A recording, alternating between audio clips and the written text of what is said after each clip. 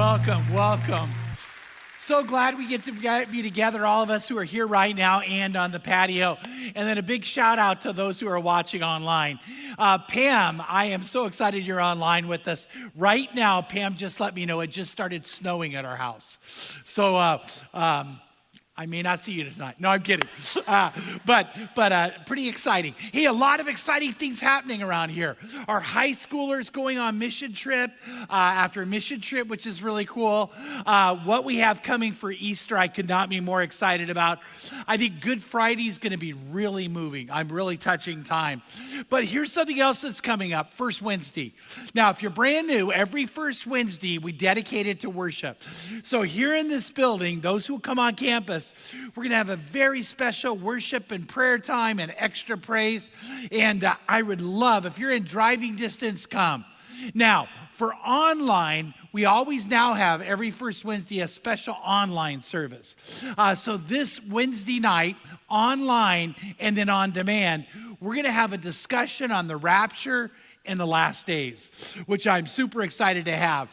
So we're going to spend an hour or maybe a little more showing what Scripture says about the rapture and about the last days. So if you come on campus, you still can catch it on demand. But if you're online, I want you to know we're going to be with you, and I can't wait to be with you. So I think both will be a very powerful time together. All right, let's pray, and we'll get ready to dive in. Lord, I love that we have an opportunity to study your word. The gift of the Bible, the gift of, Lord, what you want us to know, what we need to know is so incredible, so amazing, and so astounding. And it really is. It really is. And I pray right now, today's going to be a day of freedom. That there's going to be many, many people who are going to feel a burden lifted. They're going to find a new energy to live. They're going to find a new purpose and way of approaching things. And so may that happen, Lord. May you guide us. And Jesus, we pray this in your name. Amen. So if you're brand new, again, we're in a series called Questions Jesus Asked. Now, Jesus actually asked 307 questions, but we're looking at 7 of them. And the one we're going to look at today, I think, is one that's going to be life-changing for many. A lot of you, this is going to become freeing for you. But we need to be able to answer this question correctly. But Jesus loved to ask questions. Now, by the way, questions have incredible power. And I want you to know that. Harvard has actually made sure in the DNA of Harvard and how they teach, it's based on asking questions more than giving information. Did you know that? Because they found it's the best way to teach. It's the best way to take people to a place that we call critical thinking and to be able to think critically about what's going on in your lives. Harvard said this about questions. Questions unlock value. Questions spur learning. Questions fuel innovation. Questions improve performance. Questions build trust. And questions mitigate risks. Now, I would love to take time on each one of those because I want you to know they're all true. As a matter of fact, one of the things I found in my life is when I'm in a critical conversation, that what I want to do is ask a lot of questions. And I actually have a rule that I go by. You don't have to go by this rule, but I do. And that is when the conversation is really critical, in other words, it has a high level of importance, I try to ask at least 7 questions. Now, believe it or not, I want to have some of you want to have fun? Try to do that. Because I think you might ask 1 question, 2 questions and go, I'm out. When you learn to ask 7 real questions to probe the depth, to dig into the issue, I think you're going to find yourself going deeper. I think you're going to find yourself actually, you ready? Not speaking too quickly. Would you be willing to admit that far too often you have spoken before you should have and got you in trouble? Okay, come on. All right, some of you need to tell the person next to you they do. Okay, but we need to slow down sometimes and do that. And Jesus, by the way, was amazing at asking questions. It intrigues me that one of the things we're told in 1 Peter chapter 2, verse 23, that Jesus did not revile in return.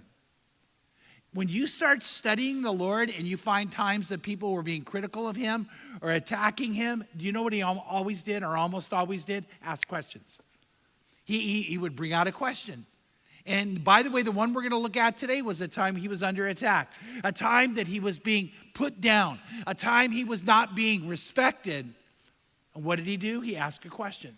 And the question's a very intriguing one. John chapter 5, verse 44. How can you believe when you receive glory from one another and you do not seek the glory that is from the one and only God? How can you believe? How can you say you believe? But even more, how can you even believe? How can belief be real when you seek glory from one another and you do not seek the glory that comes from the one and only God? Now, there are a lot of ramifications to this question. There's a depth to this question that you and I need to get to so that we can start to answer that question for ourselves in a real and a meaningful way. How can you believe when you seek glory from people? By the way, you know what the answer is already? Most of you already know you can't. You can't really believe in the Lord. You can't really have a thriving faith, an in-depth faith, when you look around wondering what other people think and basing your life on that. When you seek glory from them, when you want them to like you more than you want in the moment to do what is right. And so in that moment, Jesus said, you know what? If you're seeking the glory and favor from people, you cannot believe in me. You cannot believe in me. Now, by the way, I want you to know that there's no give on that. There are many times Jesus said you either have to choose this or that, but you can't be in the middle. You can't be lukewarm. And so in Galatians chapter 1, verse 10, Paul brings that out. And the New American is translated this way. Paul said, for am I now seeking the favor of men or of God? Or am I striving to please men? Now listen to the last part. If I were still trying to please men, I would not be a bondservant of Christ. Listen to that again. If I try to please men, like if I try to please you, I can't serve Jesus. If you try to please men and try to please people around you, you can't serve Jesus. You have to choose to serve him and then see what the outcome is. The New Living puts it this way, and I like how it starts. It says, obviously, I'm not trying to win the approval of people, but of God. If pleasing people were my goal, I would not be Christ's servant. Did you catch that? If pleasing people is your goal, you can't serve God. You can't please God. You can't be a servant of Christ. By the way, in the New American, it says, am I seeking the favor of men? And that word favor is a Greek word that means to persuade, convince, but notice the last part of the definition, trying to get people to like me. If I'm sitting around wondering, will they like me? If I say this, will they like me? If I don't say this, will they like me? If I don't do this, will they like me? Or if I do, and all of it's based on, you ready for what it's called? People pleasing. Okay, stop and pause. Some of you struggle with that. You're people pleasers. And you actually let it get to you. You lay in bed at night awake. Why? Because you're wondering if you're pleasing people. And you know what? The Lord says, don't do that. Don't do that. Only seek to please Jesus. Live your life focused on that.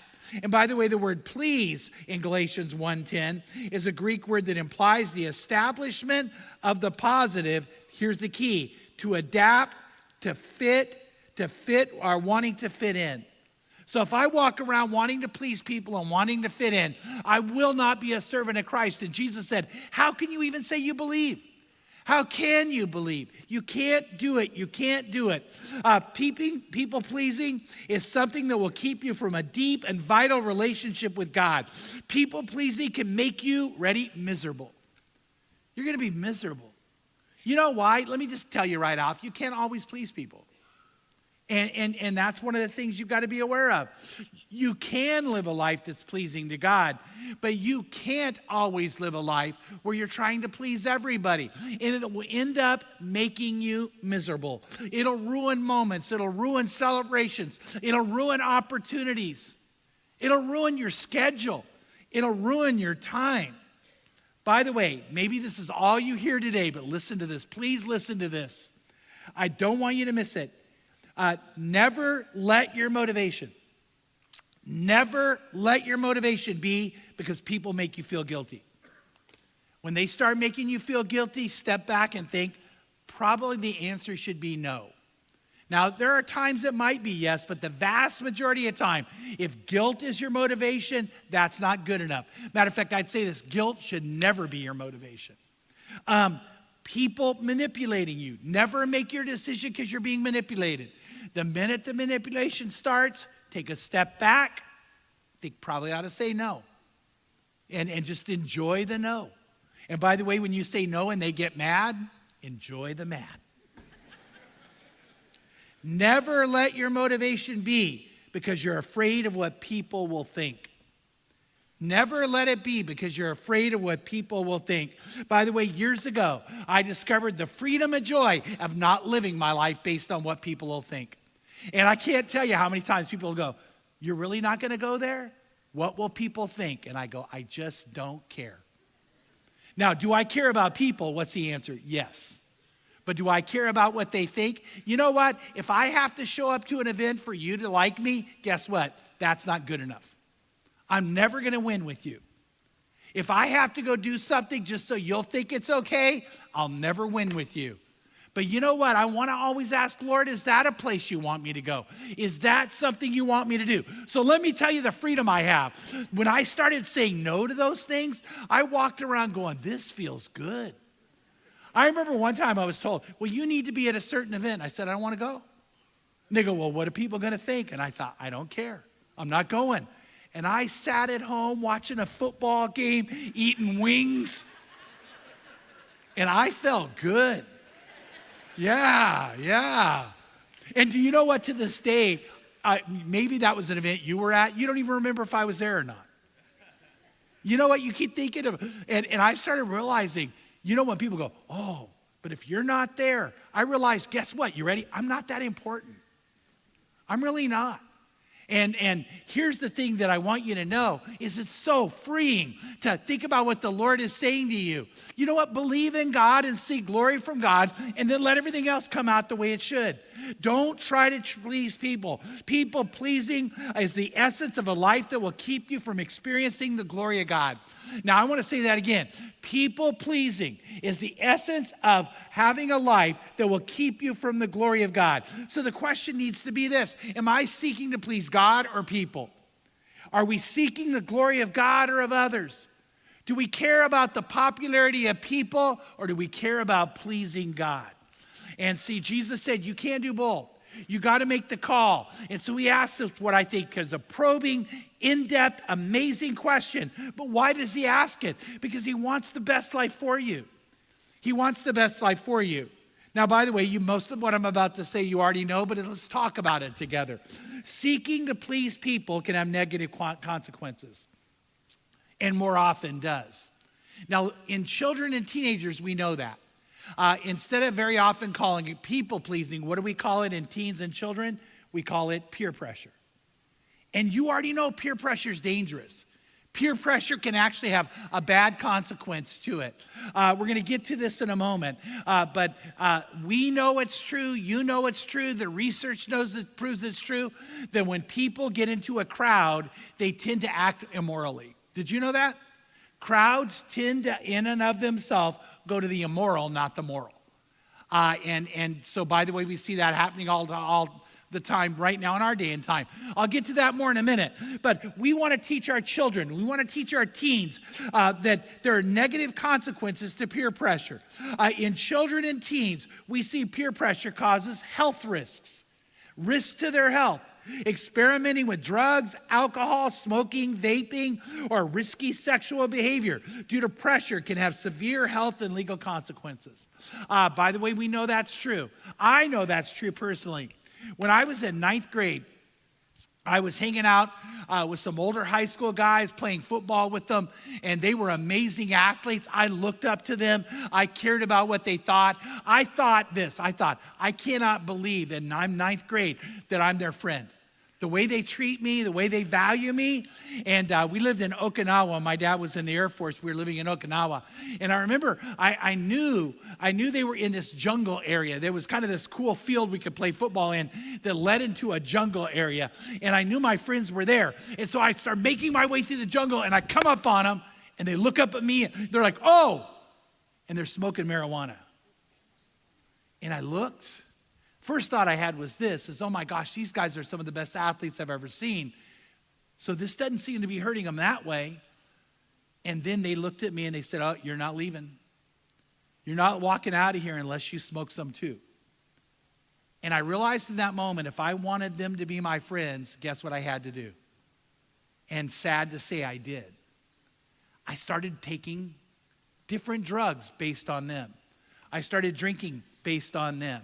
I started wanting to fit in. So my life in drugs, maybe not yours, but my life in drugs wasn't because I was craving drugs. It was because I was craving popularity. I was craving to fit in. And then I found out something else. I found out that if I would go to parties with my friends and I would take an extreme amount of drugs, that they would all think I was cool. They would think I was brave. They would like, Chuck, man, I can't believe you could handle that much. Till I couldn't. And one night I OD'd. And when I say I almost died, I want to tell you now on the other side of it, I should have died. I should have died from that. Way too much alcohol mixed with way too many drugs, the wrong ones. And I literally almost died.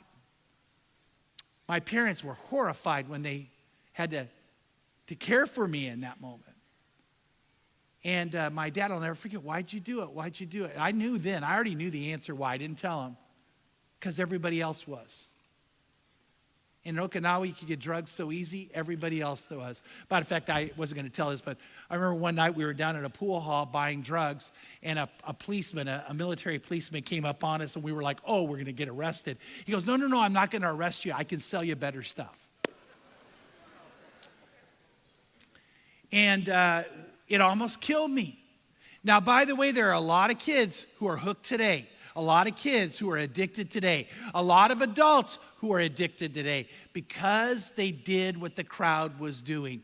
And we know the danger of it. It's one of the biggest reasons we see smoking, vaping, drug use, drinking amongst high school students is because of peer pressure. We know this too. Academic struggles are a part of peer pressure very often. Matter of fact, when I was doing Next Gen Ministry, I can't tell you how many students I sat with who were smart. They were really smart kids. And I'm like, why are your grades so bad? And this is only one time, over and over, they would say to me, Chuck, if I get good grades, my friends will make fun of me. So I'd rather flunk. Do kids do that? What's the answer? Yes. We know also it creates mental health issues. The pressure to conform can lead to anxiety, depression, and low self-esteem, especially when struggling to meet unrealistic expectations. See, that's one of the great dangers that are out there, is we create these unrealistic expectations, and then the crowd believes if I don't embrace those, if I don't find those the reality of my life, then it means I'm not worth anything. And so that's, by the way, again, while social media can have some good benefits, that's why we warn parents over and over that one of the things we see tied to suicidal ideation and to suicide attempts is an extreme amount of social media. And you know what? There's been times where we tried to call, Twitter on it. We tried to call Instagram on it as a country. And say, you guys got to take responsibility for this. TikTok. Because you know what happens is it creates this feeling, this is what everybody else is doing, so I need to do it. And it also, peer pressure leads to a loss of individuality. Constantly adapting to fit in can suppress your true self and values, hindering growth. And so what happens is it creates an identity crisis. We know that the identity crisis today in the next generation is true, real, and devastating. And it all comes down to not answering Jesus' question correctly. How can you believe in God if you seek glory from one another? So here at Crossroads, by the way, you need to know, in our school and in every ministry we have, in JHM and HSM and in SIA, we try to drive home a message, stand for Jesus and don't go with the crowd. We want that for them. And then the next thing is risky behavior. We know that peer pressure causes people to engage in dangerous activities like reckless driving, vandalism, stealing, bullying due to peer pressure, and it puts yourself and others at risk. I remember sitting at a police station with a young girl and saying, "Why did you shoplift?" She goes, "Everybody else was." She didn't need the stuff she was stealing. It just happens. It just happens. I remember my dad, when I was younger, he would always say to me, "Don't you do what the crowd does." He goes, "If they all jumped off a cliff, would you?" And I said, "Nope," but the answer is yeah, I would. By the way, in Okinawa, there was a cliff that you shouldn't jump off of, and a bunch of guys would always go there and jump off together. Why? Peer pressure. Just jump off the cliff. And we need to get our mind right. By the way, for everybody out there, including adults and kids, it says in 1 Corinthians 15:33, "Do not be deceived. Bad company corrupts good morals." Bad company corrupts good morals. And that's why having the right friends is so important when we're raising our kids. And that, by the way, I would say if you're single, having the right friends is important while you're single. And if you're a married couple, don't get with the wrong friends. You're not impervious to it too. Bad company corrupts good morals. By the way, it's not just teens that get caught up in peer pressure. We know that adults do too. In the Bible, we see a particular moment happen where something horrible occurred. Why? Because of peer pressure. And it was on a man named Herod. By the way, very often when we hear the word Herod, we think about how evil he was, which he was, how maniacal he was. But what we don't realize is in his day and time, Herod was incredibly popular. By the way, when you go to Israel, there's areas of Israel that celebrate Herod and all his accomplishments. He was an architectural genius. He was a diplomat that knew how to work the political system. He was incredibly wealthy. And so he was very, very popular in his day. But there was a man named John the Baptist who called him out. And John began to publicly preach against him because of his immorality. He began to get the people to realize that what Herod had done, he had taken his brother's wife from him and married her. Her name was Herodias. And so he was so angry at her for doing that. He called out the sin they had committed. And in Mark 6:19 it says, Herodias had a grudge against John the Baptist and wanted to put him to death but could not do so. Why? For Herod was afraid of John, knowing that he was a righteous and holy man, and he kept him safe. And when he heard him, he was very perplexed, and he used to enjoy listening to him. Then verse 21. A strategic day came when Herod on his birthday gave a banquet for his lords and military commanders and the leading men of Galilee.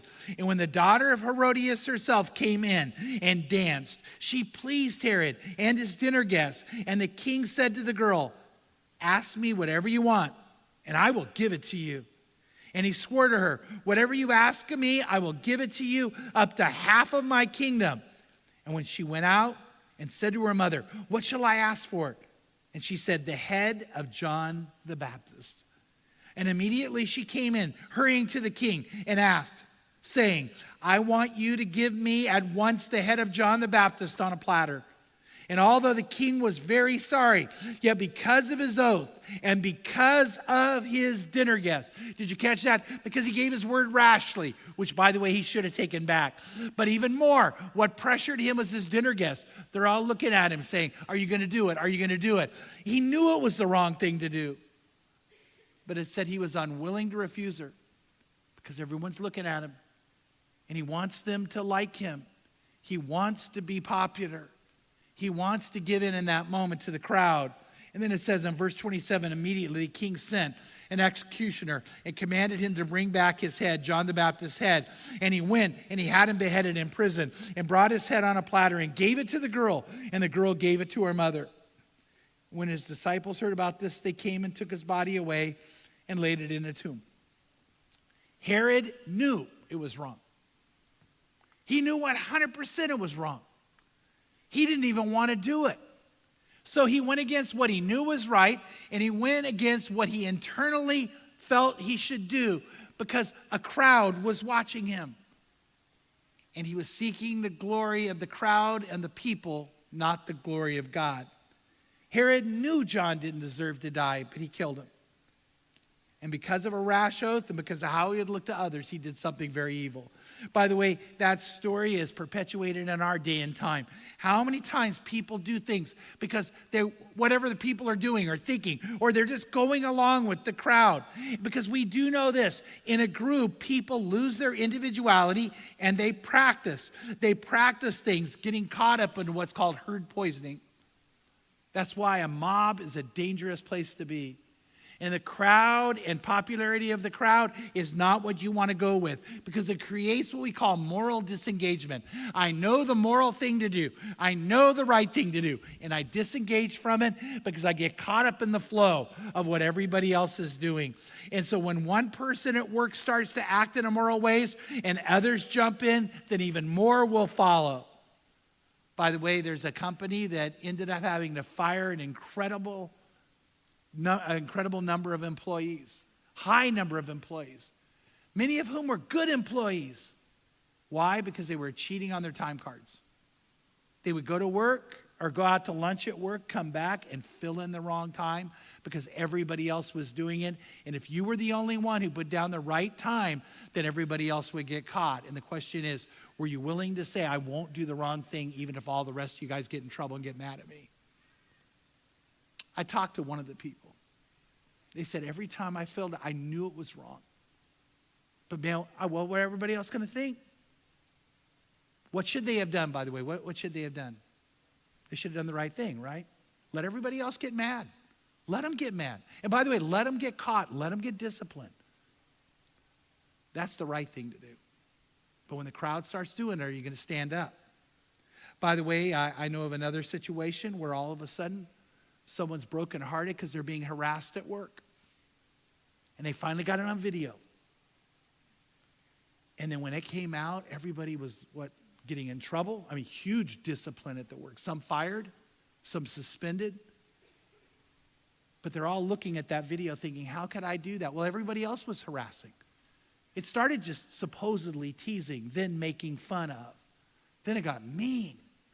And it got consistent every single day. And finally they got the phone and got them. And people were like, I can't believe I did that. They just got caught up in the crowd. Sexual harassment at work can happen. By the way, sexual harassment's horrible and real. And it usually happens when all of a sudden one person starts it, others join in. I remember being at a gathering where we were putting on a Christian conference. Well, I wasn't a part of putting it on. I flew in to speak at it, and I'm standing backstage, and some of the things that are being said by some pastors about a young girl, and I thought, what is going on here? And you know, it's that frog in the kettle syndrome, right? It just slowly started and took over. And if you had heard those pastors, you would have been ashamed. God was. They were seeking the glory of each other and the pleasure of the moment. And I said, guys, I can't be a part of this. And they were like, oh. And I was the odd guy out. And guess what I want to be? You want to be. Dwight L. Moody said this. He said, you never see a dead fish swimming upstream. You know what? Let's swim upstream, Crossroads. Let's go upstream, yeah.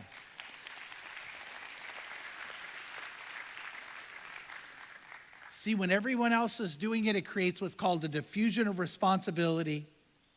And you and I don't want to live that way. And when everyone else is doing it, the scary thing is you can dehumanize the victim that everybody else is doing it to.